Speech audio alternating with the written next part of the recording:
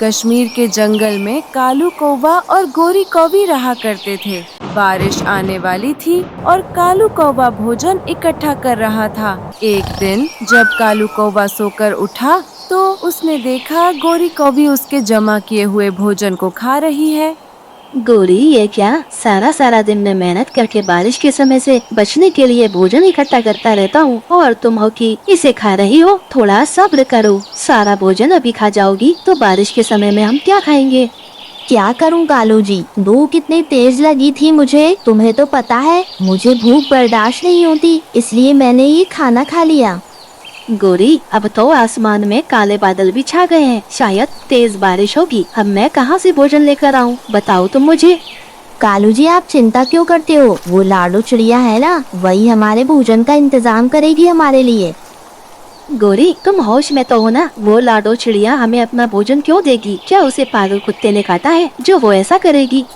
पति देव जी देगी। वो लाडो चिड़िया खुद अपने हाथों से अपना भोजन हमें देगी। मैंने सुना है लाडो चिड़िया ने काफी भोजन इकट्ठा किया हुआ है। मैं बताती हूँ क्या करना है आपको। कालू जी, हम लाडो चिड़िया का घर तोड़ देंगे, फिर वो बेघर हो जाएगी। उसके बाद हम उस लाडो चिड़िया को अपने घर में रख लेंगे।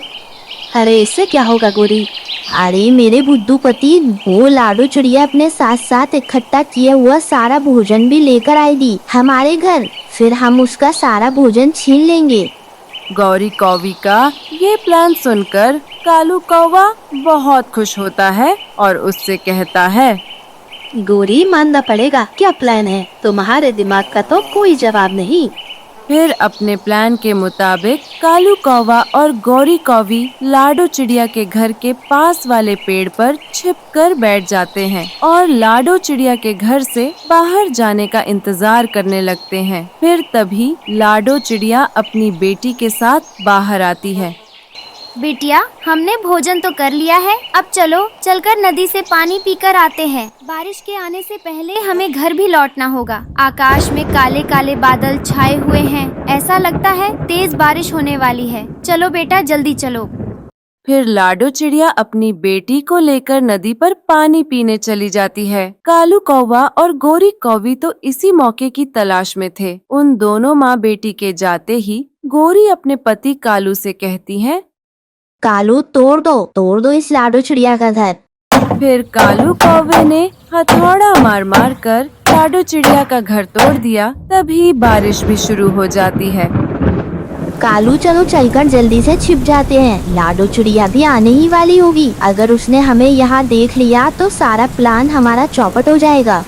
ये कहकर वो दोनों छिप जाते हैं। तभी लाडो चिड़िया नदी से वापस लौट आती है। वो अपना टूटा हुआ घर देखकर रोने लगती है। हमारा घर कैसे टूट गया? अभी तो ठीक था और इतना तेज तूफान भी नहीं आया। अब हम क्या करेंगे? बारिश भी बहुत तेज हो रही है। तभी गोरी और कालू भी वहाँ आ जाते हैं और अपना नाटक शुरू कर देते हैं। अरे चिड़िया बहन, ये सब क्या हुआ? अचानक आपका घर कैसे टूट गया? और बारिश भी कितनी तेज हो रही है। अब आप कहाँ रहेंगी? हाँ चिड़िया बहन, गोरी ठीक कह रही है। इतनी जल्दी आपका नया घर भी तो नहीं बन सकता। ऐसा करो, तुम अपनी बेटी के साथ हमारे घर चलो। ज्यादा मत सोचो चिड़िया बहन, जल्दी करो। लाडो चिड़िया, तुम्हारा भोजन भी भीग रहा है। हमारे घर में बहुत जगह है, तुम और तुम्हारी बेटी आराम से रह सकती हो। लाडो चिड़िया को गोरी और कालू की बात सही लगी। वो अपना इकट्ठा किया हुआ भोजन लेकर उनके घर आ गई। तभी कालू कौवा अपना नाटक शुरू करता है। चलो गोरी, हमें भोजन ढूंढने भी जाना है। बाहर बहुत तेज बारिश हो रही है। हमारे पास तो भोजन भी नहीं है जो हम इस बारिश में खा सकते हैं।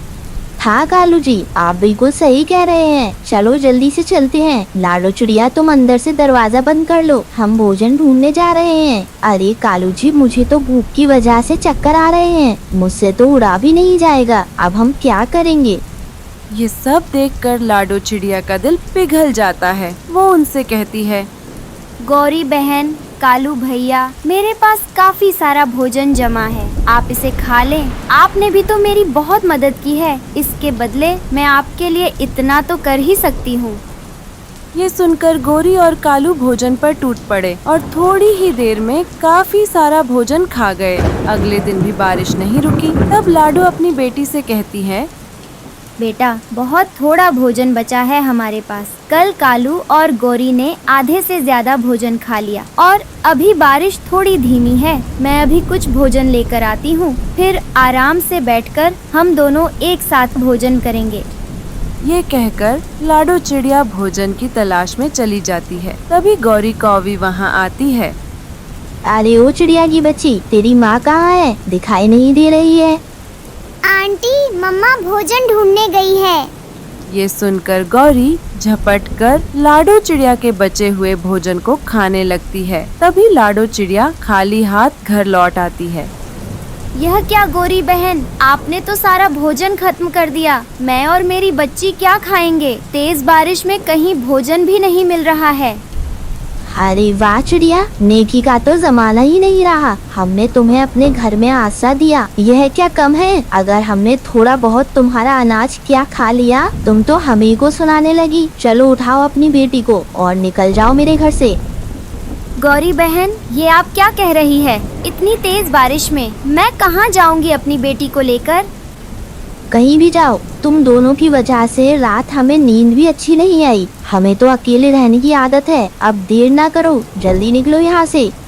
ये कहकर लाडो चिड़िया अपनी बेटी के साथ बारिश में वहाँ से उड़ जाती है और उड़ते उड़ते उसे एक जगह हरी घास का मजबूत घर बना हुआ दिखाई देता है, जो काफी दिनों से खाली पड़ा था। बेटा, ये हरी घास का घर हमारे लिए सही है इस बारिश से बचने के लिए। चलो हम उसी को अपना आशियाना बना लेते हैं। ये कहकर लाडो अपनी बेटी के साथ हरी घास के घर में रहने लगती है। वहीं दूसरी तरफ अचानक से तेज आवाज के साथ बिजली कड़कती है, जो गौरी और कालू के घर पर गिर जाती है, जिसकी वजह से वो दोनों बारिश में बेघर हो जाते हैं। लाडो अपनी बेटी के साथ खुशी खुशी हरी घास के घर में रहने लगती है। हिमालय के जंगल में बारिश का मौसम हो रहा था। उस जंगल में लाडो चिड़िया अपनी माँ के साथ खुशी से अपने बनाए हुए लकड़ी के घर में रहा करती थी। बचपन में ही उसके पिता की मौत हो गई थी। उसी जंगल में गौरी नाम की एक कौवी थी। लाडो और गौरी बहुत ही अच्छे दोस्त थे। दोनों सहेलियां दिन भर मस्ती करती रहती थी। ऐसे ही कुछ दिनों बाद एक दिन गौरी कौवी लाडो के घर आती है और उससे कहती है, लाडो दोस्त, क्या तुम्हें पता है मेरी शादी जल्दी ही होने वाली है और आज मुझे देखने के लिए कालू कौवे का परिवार आने वाला है। अगर उन्हें पसंद आ गई तो मेरी शादी जल्दी ही हो जाएगी। अगर तुम्हारी शादी हो गई तो मैं अकेली रह जाऊंगी। मैं किसके साथ खेलूंगी? लाडो, अब हमारी खेलने की उम्र नहीं रही। हम सब बड़े हो गए हैं। अब हमारी शादी की उम्र है। अब मैं चलती हूँ। इतना कहकर गौरी कौवी वहाँ से चली जाती है। कुछ दिनों बाद गौरी कौवी की शादी कालू कौवे से हो जाती है। ऐसे ही कुछ महीने बीत जाते हैं। एक दिन लाडो को पता चलता है कि गौरी अपने मायके आई हुई है। लाडो जल्दी जल्दी खुशी से अपने घर जाती है और अपनी माँ से कहती है, माँ, मैं गौरी कौवी के घर जा रही हूँ। वो अपने मायके आई हुई है। उससे मिले बहुत दिन हो गए हैं। हम दोनों सहेलियाँ कितने दिनों बाद मिल रहे हैं। इतनी सारी बातें भी करनी है। अगर मैं घर देर से लौटी तो आप चिंता मत कीजिएगा। ऐसा कहकर लाडो खुशी खुशी गौरी कौवी से मिलने उसके घर जाती है। गौरी दोस्त, कहाँ हो तुम? यह देखो, मैं तुमसे मिलने यहाँ आ गई हूँ। क्या हुआ गौरी, तुम तो मुझे भूल ही गई। मुझसे मिलने के लिए मेरे घर क्यों नहीं आ रही हो? तभी लाडो की नजर गौरी कौवी के जख्मों पर जाती है। गौरी, तुम्हें ये क्या हुआ? चोट क्यों लगी है? क्या तुम ठीक हो? क्या बताऊं लाडो, ये सारे जख्म मुझे मेरी सास और मेरे पति ने दिए हैं। वो दोनों मुझसे दिन रात काम करवाते हैं। जरा सी देर क्या हो जाती मुझे डंडों से पीटने लगते थे। अरे गौरी, तुम्हारे ससुराल वाले तो बहुत ही जालिम हैं। क्या तुम उनसे कुछ कहती नहीं थी?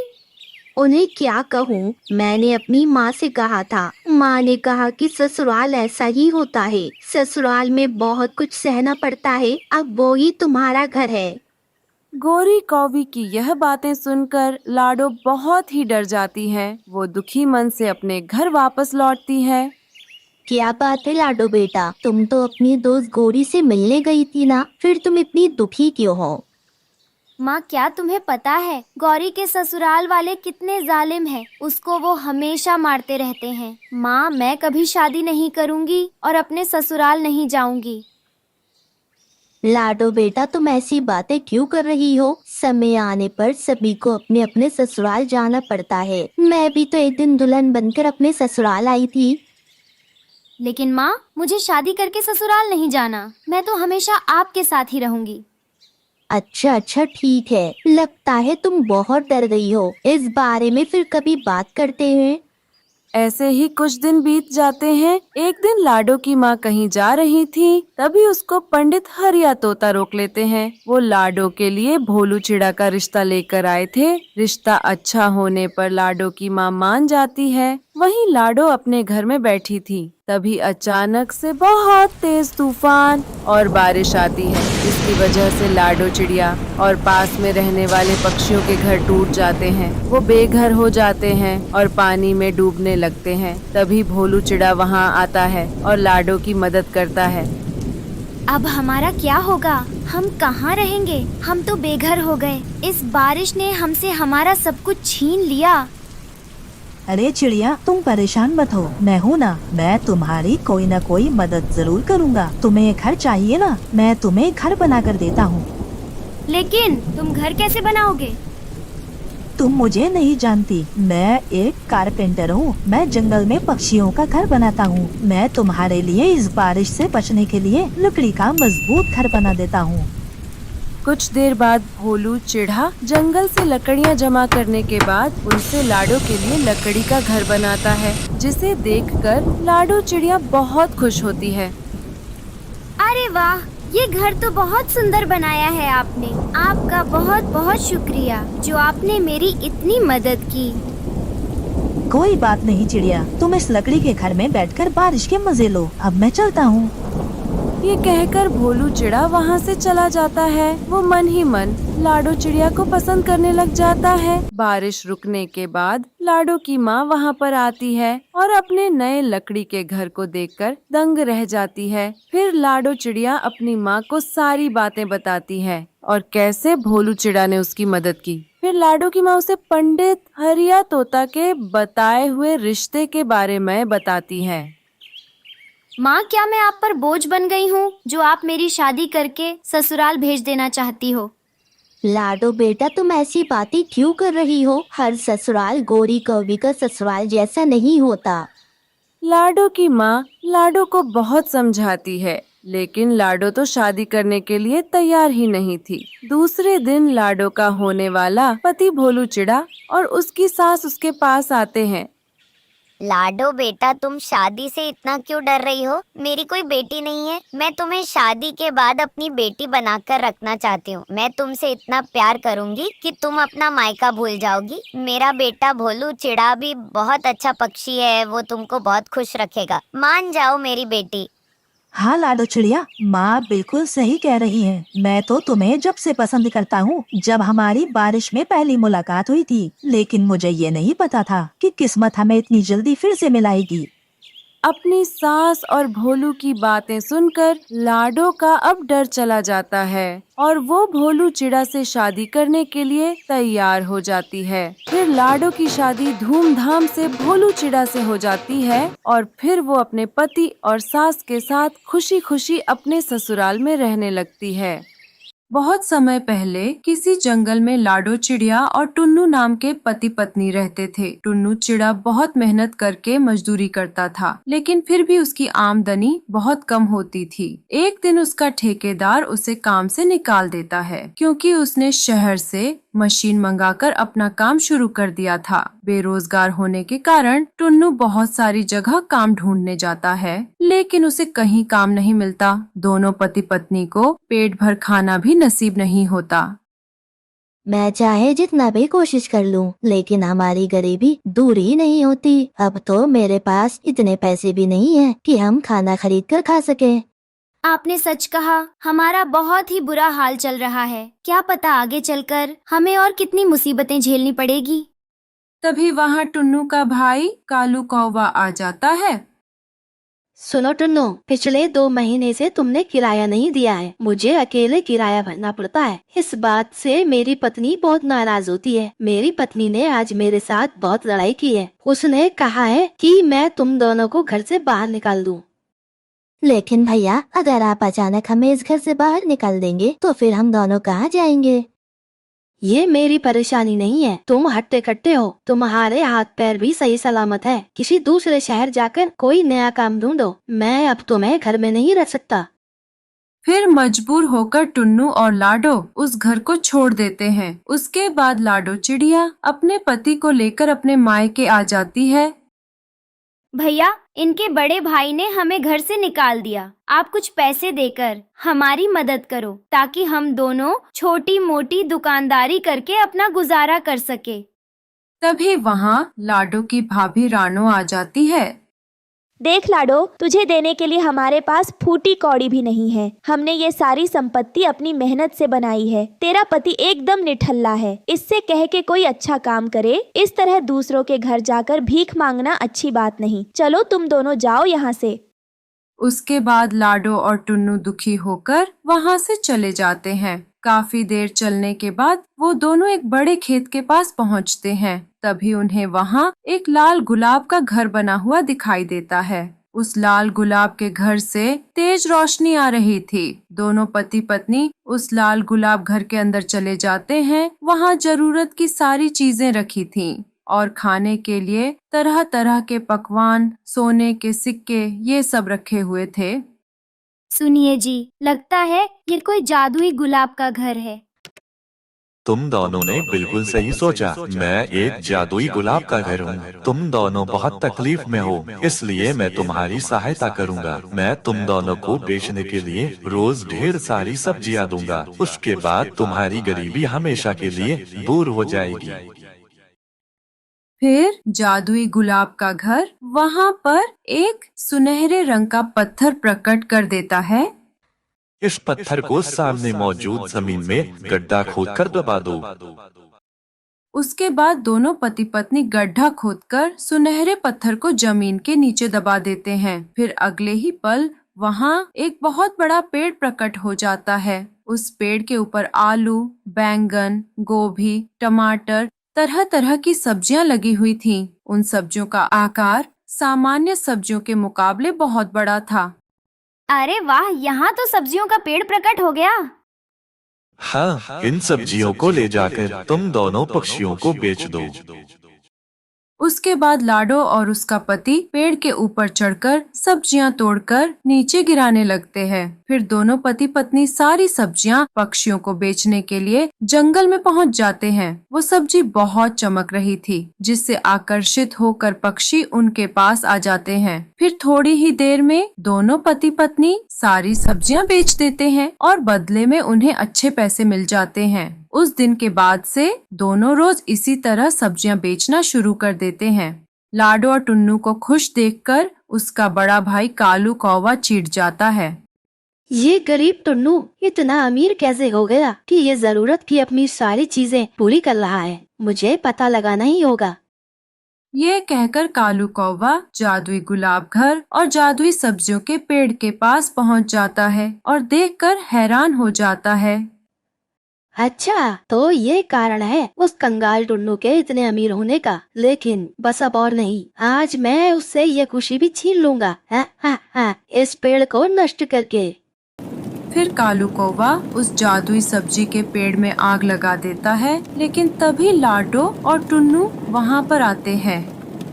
अरे कालू भैया, ये सब आपने क्या किया? हमारे सब्जी के पेड़ को आपने जला दिया। हमने आपका क्या बिगाड़ा है जो आप हमसे बदला ले रहे हैं? सब कुछ बर्बाद हो गया।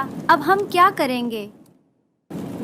तभी उस जादुई गुलाब घर के अंदर से रस्सी बाहर निकलती है और कालू कौवे को पकड़ लेती है। वो चिल्लाने लगता है, अरे छोड़ो मुझे, तूने मुझे क्यों पकड़ लिया है? जाने दे मुझे।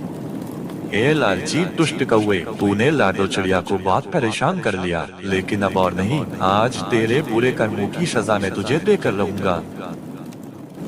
ये कहकर गुलाब का घर अपनी शक्ति से कालू कौवे को चलते हुए पेड़ के पास फेंक देता है, जिसकी वजह से कालू कौवे के पंखों में आग लग जाती है। वो चीखने लगता है।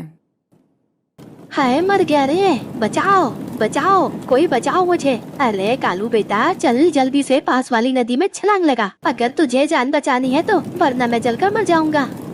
कालू कौवा नदी में छलांग लगाता है, लेकिन उसके पंख जलकर राख हो जाते हैं। जादुई गुलाब का घर अपने जादू से उस जादुई सब्जी के पेड़ को पहले की तरह ठीक कर देता है, जिसे देख लाडो बहुत खुश होती है। जादुई गुलाब के घर, आपका बहुत बहुत शुक्रिया जो आपने हमारी इतनी मदद की। हम आपका ये एहसान जिंदगी भर चुका नहीं पाएंगे। आप नहीं जानते आपने हम गरीब की कितनी मदद की है। नहीं लाडो, ये सब तुम्हारी ईमानदारी और नेक दिल का इनाम है। तुम बहुत ही सच्ची और अच्छी चिड़िया पक्षी हो, इसलिए मैं तुम्हारी इतनी मदद कर रहा हूँ। ये सुनकर लाडो और टुन्नू बहुत खुश होते हैं। फिर लाडो चिड़िया और टुन्नू चिड़ा खुशी खुशी सब्जियां बेचकर और उस जादुई गुलाब घर के अंदर रहने लगते हैं। हिमालय के जंगल में जोरों की बारिश हो रही थी। रानो चिड़िया अपने 2 छोटे बच्चों के साथ एक टूटे फूटे घोंसले में रहती थी, जिनका नाम कुकू और गुड़िया था। बेचारी बेबस माँ डरी सहमी अपने बच्चों के साथ अपने घोंसले में बैठी थी। हे ऊपर वाले, 2 दिनों से जंगल में बारिश हो रही है। घर में जो भी दाना बचा था सब खत्म हो गया है। अब मैं मेरे 2 बच्चों को क्या खिलाऊंगी? चाहे कुछ भी हो जाए, मुझे मेरे दोनों बच्चों के लिए भोजन ढूंढने बाहर जाना ही होगा, नहीं तो मेरे बच्चे भूख से मर जाएंगे। नहीं नहीं, मैं ये होने नहीं दे सकती। ऐसा सोचकर रानो चिड़िया बारिश में भीगते हुए अपने पड़ोसी कालू कौवे के घर भोजन मांगने के लिए जाती है। कालू भैया, अरे ओह कालू भैया, दरवाजा खोलिए, मेरे दोनों बच्चे 2 दिन से भूखे हैं। इस बारिश के वजह से मैं भोजन ढूंढने के लिए नहीं जा पा रही हूँ। आपके पास अगर थोड़ा सा भोजन हो तो मुझे दे दे। कालू कौवा दरवाजा खोलते हुए बोलता है। रानो बहन, मुझे माफ कर दें, मैं भी कई दिनों से भूखा हूँ। इस बारिश की वजह से मैं बाहर नहीं जा पा रहा हूँ। घर में पड़े पड़े मेरे मोमोज भी खराब हो रहे हैं। रानो बहन, तुम एक काम करो, अगर तुम्हें भोजन चाहिए तो मेरे मोमोज को बेच दो। मोमोज बेचकर जो भी पैसे आएंगे मैं उनमें से कुछ पैसे तुम्हें दे दूंगा और कुछ मैं रख लूंगा। फिर उन पैसों से तुम तुम्हारे बच्चों के लिए भोजन ले जाना। लेकिन कालू भैया, बारिश के वजह से पूरा जंगल चारों तरफ पानी से भरा हुआ है, मैं मोमोज कैसे बेचने जाऊंगी? रानो बहन, अगर तुम बारिश के बारे में सोचोगी तो तुम्हारे बच्चे भूखे मर जाएंगे। मेरे पास एक ठेला है, तुम उस ठेले के ऊपर मोमोज रखकर छाता लगाकर मोमोज बेचने के लिए जंगल में जाना, तुम्हारे लिए थोड़ी आसानी होगी। ठीक है कालू भैया, अगर आप कहते हो तो मैं मोमोज बेचने के लिए चली जाती हूँ। ये कहकर रानो चिड़िया कालू कौवे से मोमोज लेकर ठेले के ऊपर रख लेती है और बारिश में मोमोज बेचने के लिए निकल जाती है। मोमोज ले लो, मोमोज गर्मा गर्म मोमोज ले लो। रानो चिड़िया को मोमोज बेचते हुए देख हरिया तोता का मोमोज खाने का दिल होता है। हरी तोती को देखो, रानो चिड़िया बारिश में गर्मा गर्म मोमोज बेच रही है। इस बारिश के मौसम में गर्मा गर्म मोमोज खाने का अलग ही मजा है। मैं अभी उसके पास जाकर उससे 2 प्लेट मोमोज लेकर आता हूँ। अरे रानो बहन, जरा रुको तो, मोमोज स्वादिष्ट तो है ना? हाँ हाँ हरिया भैया, एक बार इन मोमोज को खाकर तो देखना, इस बारिश में तुम्हें मजा ही आ जाएगा। बोलो फिर कितनी प्लेट लगा दूँ? अच्छा ठीक है, जब तुम इतनी तारीफ कर रही हो तो 2 प्लेट गर्मा गर्म मोमोज दे दो। और हाँ, लाल चटनी ज्यादा देना, वो क्या है ना, हरी तोती को बहुत पसंद है। उस दिन रानो चिड़िया सारे मोमोज बेच देती है और मोमोज बेचकर जो भी पैसे मिलते हैं वो सारे पैसे वो कालू कौवे को दे देती हैं। ये देखकर कालू कौवा बहुत खुश होता है। अरे वाह रानो बहन, तुमने तो बहुत ही कम समय में सारे मोमोज बेच दिए, वो भी ऐसे बारिश के मौसम में। मानना पड़ेगा तुम्हें। ये लो थोड़े पैसे और ये लो मोमोज भी ले जाओ। तुम्हारे बच्चों को मोमोज बहुत पसंद है ना, इसलिए उन्हें भी ही खिलाना। रानो चिड़िया मोमोज और पैसों को लेकर अपने घर की ओर जाती है, लेकिन वहाँ का नज़ारा देखकर रानो के होश उड़ जाते हैं। बारिश और हवा के कारण उसका घर टूट गया था और उसके दोनों बच्चे टूटे हुए घर के पास बैठकर फूट फूट कर रो रहे थे। माँ, हमारा घर बारिश की वजह से टूटकर नीचे गिर गया। अब हम कहाँ रहेंगे? बच्चों, तुम दोनों ठीक तो हो ना? तुम दोनों को कहीं चोट तो नहीं लगी? नहीं माँ, हम दोनों को कोई चोट नहीं लगी, लेकिन हमारा घर टूट गया। माँ, अब हम तीनों कहाँ रहेंगे? बच्चों, तुम दोनों घर की चिंता मत करो। फिलहाल हम तीनों पेड़ के ऊपर बैठे रहेंगे। जो भी पक्षी आएगा उससे मदद मांग लेंगे। वो तीनों ऐसा ही करते हैं। पेड़ के ऊपर बैठकर पक्षियों की राह देख रहे होते हैं। जोरों की बारिश की वजह से कोई भी पक्षी अपने घर से बाहर ही नहीं निकलता है। उन तीनों को बारिश में भीगते हुए देखकर जादुई परी उनके पास आती है। चिड़िया रानी, तुम अपने बच्चों के साथ बारिश में क्यों भीग रही हो? क्या मैं वजह जान सकती हूँ? रानो चिड़िया परी को सारी बातें बताने लगती है। चिंता ना करो रानो चिड़िया, मेरे जादू से मैं एक मोमोज को लेकर उस मोमोज से बड़ा सा मोमोज का घर बनाती हूँ। फिर तुम तीनों आराम से उस घर में रह सकते हो और उस घर में बहुत सारे मोमोज होंगे जिसे बेचकर तुम अपना गुजारा कर सकती हो। फिर परी अपने जादू से एक मोमोज से बड़ा सा मोमोज का घर बनाती है। परी, अगर तुम ना होती तो पता नहीं आज मेरा और मेरे बच्चों का क्या होता। तुम्हारा बहुत बहुत धन्यवाद। रानो चिड़िया, तुम एक अच्छी और नीक चिड़िया हो। तुम्हारी मदद करने के लिए ही मैं तुम्हारे पास आई हूँ। अब मैं चलती हूँ। फिर परी रानो चिड़िया की मदद करके वहाँ से चली जाती है। फिर रानो चिड़िया बारिश के मौसम में अपने दोनों बच्चों के साथ उस मोमोज के घर में खुशी खुशी रहने लगती है और मोमोज बेचकर अपने बच्चों का पेट पालती है। दोस्तों, आपको हमारी आज की कहानी कैसी लगी? हमारी कहानी को लाइक करें, कमेंट करके अपनी राय हमें दें। आपके कमेंट और लाइक हमारे हौसले को बढ़ाते हैं। अगर आप हमारे चैनल पर नए आए हैं तो हमारे चैनल को सब्सक्राइब करना ना भूलें। आपका धन्यवाद।